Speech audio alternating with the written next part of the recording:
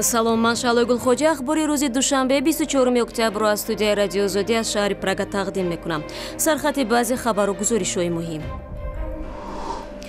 фарди муттаҳам бо суиқасд ба ҷони Бозор Собир 13 соли ояндаро дар зиндон сипарӣ мекунад, вале шоири тоҷик дар бораи ин ҳамла хабаре надорад. نیروهای دولتی عراق با کمک کردها و ائتلاف بین‌المللی دهات گرد و اطراف مفصل را اشغال نموده از 3 سمت به بزرگترین قرارگاه گروه افراطی دولت اسلامی نزدیک می‌شوند. و سازمان‌های بین‌المللی بر این نظرند که دختران توجیک به توجه و دستگیری بیشتری والدان نیاز دارند. اعلان چنین آزمون در بین پدران برای ما مهم بود تا بفهمیم که تا چه حد پدران برای دستگیری دختران خود توجه می‌کنند. و حالا تفسیر خبرها. مقامات تاجیکستان از کوشش سوءقصد به جان شاعر شناخته توجیک جلوگیری کردند. بهروز یادگاروفی 26 ساله عضو گروه تندروی دولت اسلامی تلاش داشته است به جان بازار صابر سوءقصد کند. بازداشت گمانبر در این قضیه تابستان امسال صورت گرفته است و او الکی به 13 سال زندان محکوم گردید. مسئولان دادگاه نایه اسماعیلی سامانی پایتخت به رادیو آزادی گفتند این جوان طرح سوءقصد را کشیده و اجرای این طرح را به رهبرانش در سوریه و عراق پیشنهاد کرده است. در زمانی که بهروز یادگارف منتظر فرمان از سوریه بود، مقامات از این طرح خبردار شده او را بازداشت نمودند. اما بازار صابر میگوید زمان بررسی این پرونده در امریکا قرار داشت و برای همین نه در دادگاه بود و کسی هم تفصیلات پرونده را در اختیارش نگذاشته است. президенти тоҷикистон бо раиси тозатаини кумитаи амнияти миллии қазоқистон дар душанбе мулоқот намудааст. эмомалӣ раҳмон бо Карим Масимов рӯзи 24 октябр вазъу дурнамои ҳамкории байнидавлатӣ ва ниҳодҳои амниятиро баррасӣ карданд. дар ин мулоқот мубориза бар зидди терроризм, ҷиноятҳои муташаккили фаромиллӣ, гардиши ғайриқонунии маводи мухаддир ва таъмини сартосарии амнияти миллӣ дар тоҷикистону қазоқистон баҳс шудааст. Карим Масимов қаблан нахуст вазири Қазоқистон буд ва ахиран раҳбари кумитаи амнияти миллии ин кишвар таъин гардид. ҳизби социал-демократи Қирғизистон аз эътилофи ҳукмрон дар парлумони ин кишвар берун шуд ва бо ин кабинети нахуст вазир Суранбой Ҷинбековро дар ростаи истеъфо қарор дод. Исо Умурбеков, раиси ҷинои ҳизби социал-демократ, рӯзи 24 октябр гуфт, тасмими берун шудан аз эътилофи 6 ҳизб бинобар мавқеъҳои ошинопазир гирифта шуд. Ба ин ҳизб то интихобаш ба мақоми президентӣ Алмазбек Отамбоев раҳбарӣ мекард. Бинобар қонуни асосии Қирғизистон бо берун шудани як ҳизб эътилоф аз байн меравад ва ҳукумат ки бар пояи ин эътилоф таъсис ёфтааст истеъфо медиҳад. Ҷинбеков моҳи апрели соли равон ба дунболи истеъфои Темир Сариев ҳукумати навро таъсис дод ва нахуст вазир шуд. Акнун президент Отамбоев дар муддати 3 рӯз бояд аз ҳизби парлумонӣ дархост кунад ки эътилофи навро созмон диҳад. нигоҳе меандозем ба вазъи Ироқ. Нирӯҳои давлатии ин кишвар дар шимоли Мавсил ҷамъ шуда барои ҳамлаи дастаҷамъӣ аз самтҳои мухталиф ба ин шаҳри зери назорати гурӯҳи ифротии давлати исломӣ омода мешавад. таҳаввулоти ахири Мавсилро ҳамкорамон Кайумарси Атто шаҳр медиҳад. نیروهای عراقی در شهرک تلکیف 20 کیلومتری مفصل قرار داشته از 3 سمت به مفصل نزدیک می شوند. هواپیماهای عراقی منطقه ها را شدیداً بمباران کردند. به نوشته خبرگزاری ریترز، سربازان واحدهای کردی پشمرگه و نیروهای دولتی عراق پیوسته از سمت‌های جنوب، جنوب و شرق، شرق و شمال و شرق به مفصل نزدیک می شوند. از زمان آغاز عملیات در هفته گذشته 800 عضو گروه افراطی دولت اسلامی به اسارت افتاده است. این چنین 70 دهه و 1700 کیلومتر مربع زمین گرد و اطراف مفصل به تصرف نیروهای دولتی عراق گذاشتند. روز یکشنبه نیروهای عراقی و پشمرگه که از هوا زیر حمایت ائتلاف بین المللی قرار دارند تا 9 کیلومتری شمال مفصل پیشرفت نمودند. مسعود برزانی، رهبر منطقه مختار کردستان عراق، به وزیر دفاع امریکا اش کارتر ابراز داشت که سربازان کرد شهرک بشیقه واقع در 24 کیلومتری شمال مفصل را اشغال نمودند. نیروهای دولتی عراق باشد روز یکشنبه شهر استراتژی برتله واقع در 12 کیلومتری شرق مفصل را تحت تصرف درآوردند. барномаро бо гузоришҳо аз тоҷикистон идома медиҳем. Дар шаҳри Кулоб бузургтарин беморхонаи муосир ба сармояи давлати Олмон бунёд хоҳад шуд. ба қавли масъулони соҳаи тиб дар Кулоб, ин ягона беморхонаи бузург дар вилояти Хатлон хоҳад буд, ки метавонад дар сатҳи кишвар ва берун аз он хадамоти беҳдоштиро ба роҳ монад. ҳамкорони мо мегӯянд, то кунун мардуми ин минтақа асосан ба пойтахти кишвар барои ташхис ва табобат мерафтанд.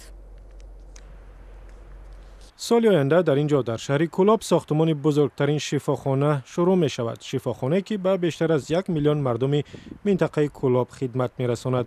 дар риёсати тандурустии шаҳр гуфтанд, корҳои асосии сохтмонӣ тобистони соли 2017 оғоз мешавад. сокинон мегӯянд, минтақа ки шифохонаҳояш аксаран аз замони шӯравӣ мерос монданд, ҷавобгӯи талабот нестанд.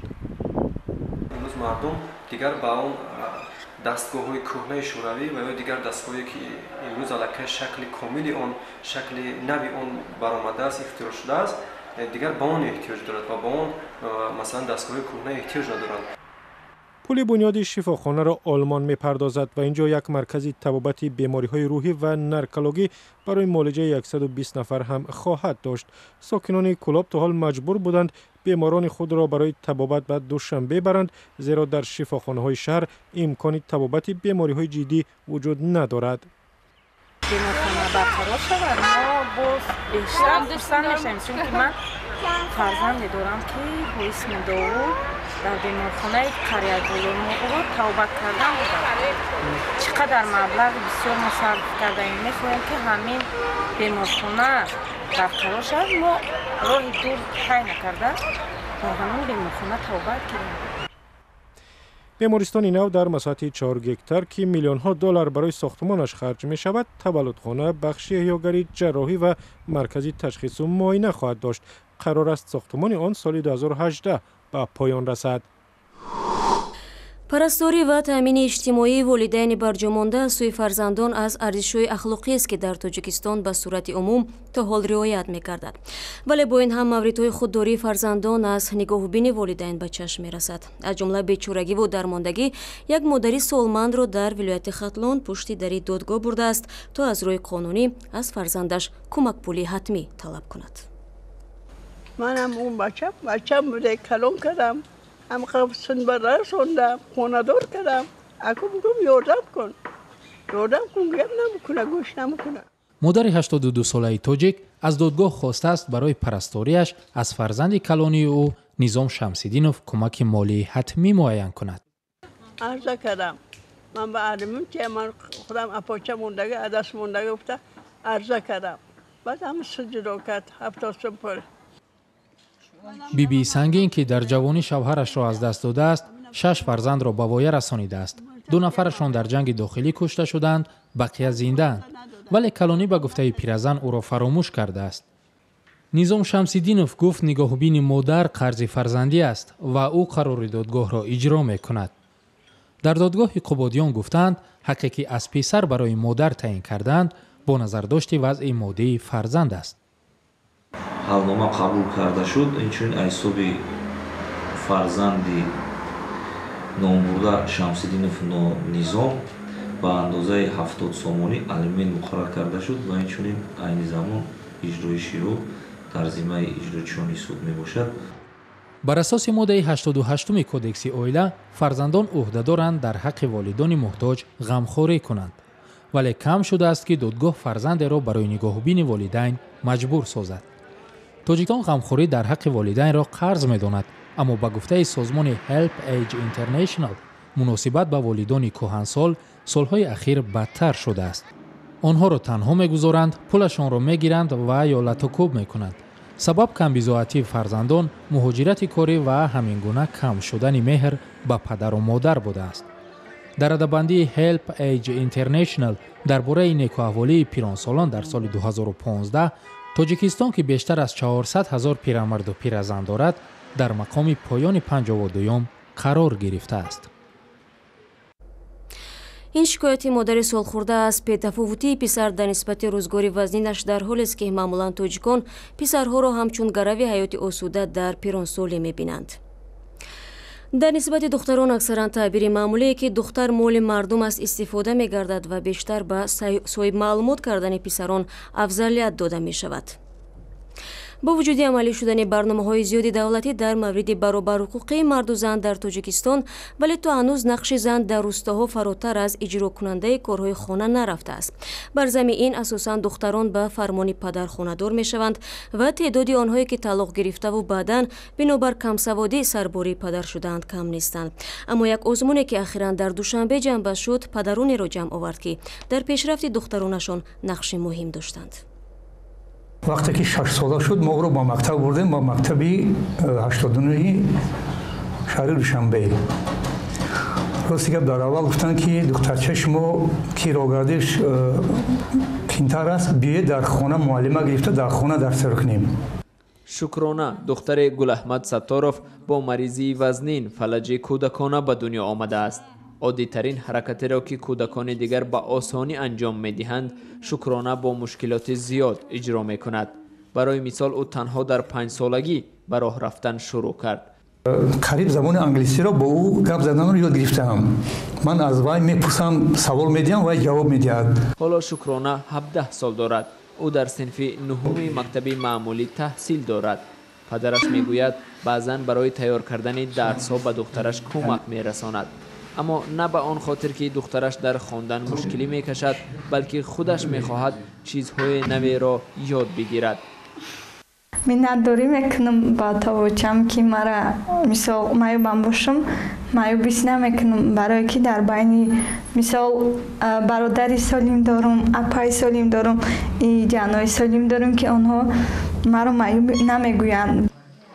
ба ҷуз аз таҳсил ва машқҳои варзишӣ, Шукрона ҳамчунон корҳои хонаро низ анҷом медиҳад.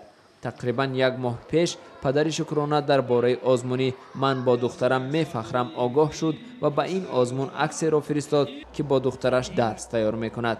ба гуфтаи Гулаҳмад Сатторов, ӯ воқеан бо духтараш ифтихор дорад ва мехоҳад барои дигар падарону духтаронашон намуна бошад. дар озмун Шукрона бо падараш ҷоизаи таваҷҷӯҳи тамошобинонро соҳиб шудан ва планшет тӯҳфа гирифтанд.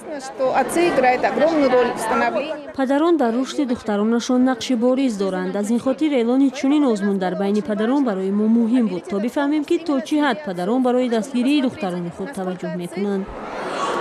готовы, заинтересованы поддержать своих дочерей в жизни. барои дарс хондани Шукрона планшет зарур аст, зеро ӯ мехоҳад соли оянда ба донишгоҳ дохил шавад.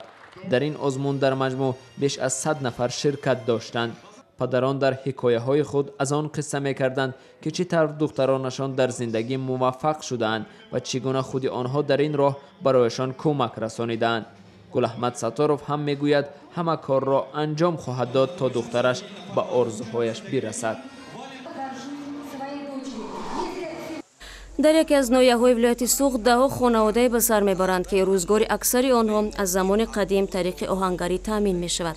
агарчи суқути шӯравӣ, баста шудани марзҳо миёни ҳамсоя кишварҳо ва ҳамчунин дар бозорҳо зиёд шудани моли чинӣ ба ривоҷи ин ҳунар то андозае таъсири манфӣ гузошт, вале то ҳанӯз маҳсули дасти оҳангарони аштӣ миёни муштариёни огоҳ арзиши баланд дорад.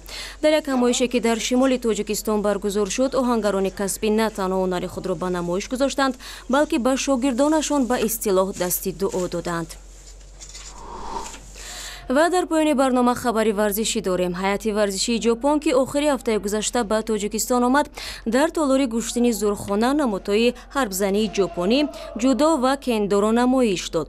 дар ин чорабинӣ сафири ҷопон дар Тоҷикистон, намояндагони кумитаи ҷавонон, варзиш ва сайёҳӣ, федератсияи ҷудо, киёкушинкай ва варзишгарони маъюб иштирок карданд. баъди суханронии ашхоси расмӣ, нахуст намоиши кендо сурат гирифт. ин нави варзиш нозикиҳои шамшерзаниро меомӯзад. федератсияи кӯли кендои ҷопон соли 1954 таъсис ёфтааст ва дар Тоҷикистон дар ин нави варзиш ҳудуди 35 нафар тамрин мекунад. ҳамчунин варзишгарони ҷудои кодокани ҷопон ва дастпарварони федератсияи варзишгарони маъюби Тоҷикистон ҳам усулҳои ҷудоро намоиш доданд. ахбори бештар аз инро дар вебсайти мо бихонед ва наворҳои диданиро дар YouTube тамошо кунед. ҳамчунин мо дар фейсбуку одноклассник ва твиттер саҳифа дорем. барномаи хабарии мо дар сомонаи Азия Плюс низ пахш мешавад. бо мо бимонед.